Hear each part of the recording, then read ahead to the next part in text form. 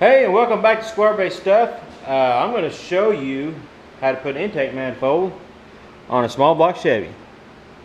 Oh, I don't know what you're thinking. Putting an intake manifold on is easy. Well, it may be for some of you.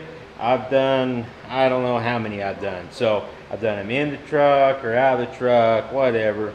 It's not that big of a deal, but there is some little tips and tricks I'd like to show you that I've learned along the way, and I want to pass them on. One of the biggest problems we have installing an intake manifold on either a small block or big block Chevy, this goes for pretty much both of them, pretty much the same thing, just different sizes, is your, what they call the China wall, your end gaskets. You can see I've already got some silicone on this one. I kind of got a jump start before I realized, hey, I need to videotape this. This will make a good video, I think. So your intake manifold gasket kit, no matter what brand you get, will probably come with these rubber gaskets. I don't know if they ever come with cork ones. I don't know if I've ever remember seeing cork ones. I always get Felpro, and Felpro has rubber ones. You know what you do with these? Throw them away. Get rid of them. You don't need them. What you do is take some good RTV, which I've been using this Permatex Optimum Gray. It's some really good stuff. Stays a little bit pliable, very oil resistant, heat resistant. Some pretty good stuff. So that's what I've been using for a while now, and I'm really happy with it. But you'll make a bead across your China wall like that. You know, pretty good bead. Make sure you fill in the gaps. And also, I know this may be a little controversial. Some people say don't do it. Some people say do it. But I do it. Is I put just a thin layer around my water ports, just in case, because it's not going to hurt anything. And if you don't put it there and you end up with a leak, you'll wish you would have put just a little thin layer. I put it on the head, and I also put some on the other side against the intake manifold.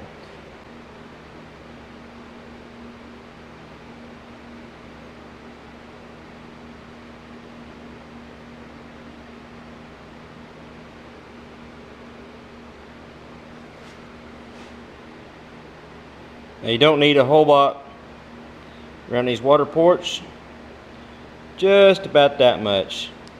And if you want to, just kind of get a little heavy, kind of spread it out with your finger a little bit. You don't need a real heavy, just enough to fill any voids if there's any pitting or anything on your cylinder head.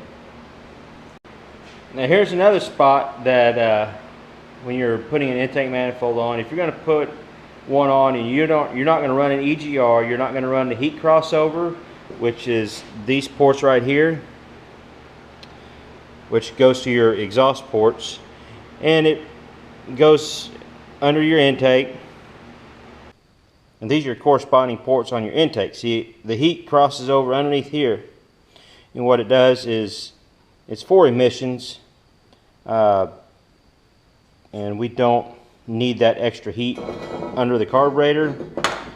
You can see this one's got the block off plate for the choke, or the heat riser for the choke. We're not going to be using that. I'm going to block these plates off, and I'm going to show you what I do to block those ports off. All I use is a license plate. They seem to be holding up pretty good. Just cut a little rectangle out of this. Stick it down with some RTV before you put your gasket on. Once you put your gasket on, it stays in there and shouldn't blow out. You can also use, some thin sheet metal, whatever you can come up with. Just block off that port on your cylinder head. That way you don't get any heat crossover underneath your intake manifold, heating up your carburetor, heating up your intake, and because heat is not your friend when it comes to your intake charge. All right, once you get your little pieces cut out, put a little bit of silicone or RTV, whatever you want to call it, around your exhaust port.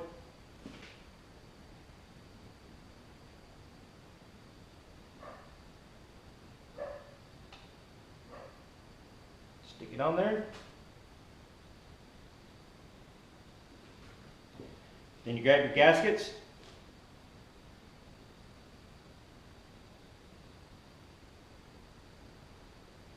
Stick them on there. And that silicone you put on there also kind of helps hold them in place. Get your holes lined up, and also if you've port matched your intake runners on your head, it'll keep it lined up good. And the gaskets, these are Felpros. It says this side up to let you know which side to have out. Once you have your gaskets in place, nice and easily, set your intake on.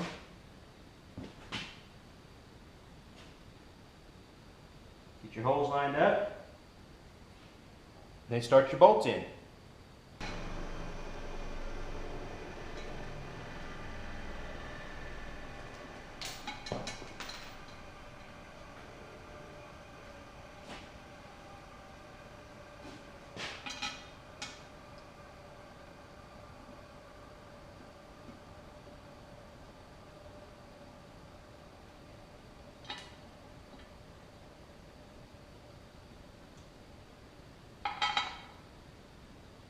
Alright, now once you get your bolts kind of run down, kind of snug, not super tight, you'll want to torque them down.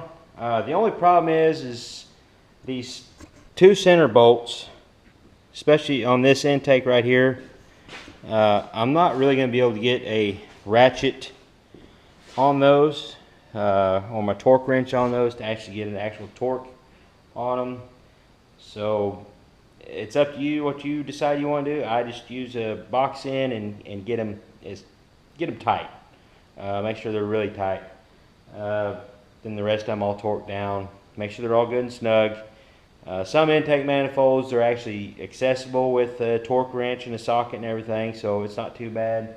This one's going to be a pain in the butt, so I'm just going to use my box in and torque it down. I've never had any problem with doing that before, so we're going to do it on this one.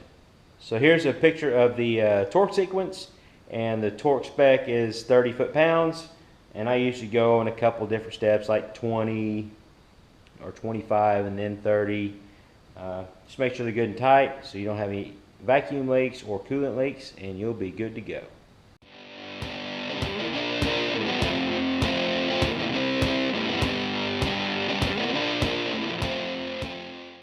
Alright, everything's torqued down to spec. You can see we got just a little bit of the RTV squeezing out here, and that's good. Back side just a little bit more. I'm not sure if you can see down the hole, but there's just a little bit squeezing on the inside. Now you don't want any squeezing, a bunch squeezing out on the inside, because it may break off and end up in your oil pickup screen and plug up your oil system. You don't want that. So just enough silicone to make a good bead, and torque your bolts down, get everything good and tight, and your intake manifold will be on. If you like this video, check out these other videos over here. Hit the subscribe button over here. And until next time, you guys keep them square bodies rolling, and we'll catch you later.